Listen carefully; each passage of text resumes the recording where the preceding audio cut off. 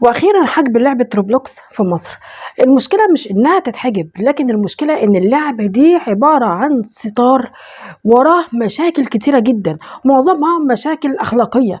والمشكلة الاكبر ان الطفل بيلعب ومهوش عارف مين اللي بيلعب قصاده، يعني ممكن يحرضوا على اي حاجة غير اخلاقية. ده غير طبعا الايحاءات المثلية والعلاقات الغير سوية والمشاكل اللي بتحصل للاطفال من ورا لعبة روبلوكس.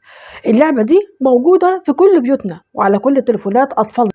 وظهرت بقى المشكلة الكبيرة ان اللعبة دي ما بيقدروش ان هم يتابعوها بشكل مباشر، لانها بتتطور عن طريق المستخدمين نفسهم، وعلشان كده كان صعب قوي ان هم يراقبوها ويتحكموا فيها. واكبر دليل على كده المصيبة اللي حصلت في العراق، لما طفل من مستخدمي روبلوكس اتسبب في موت 30 طفل على مستوى العالم بسبب اللعبة دي. هو اللي كان بيتحكم فيها وبيديهم الأوامر، والأطفال بتنفذ اللي هم عايزينه، وطبعا من غير أي وعي منهم.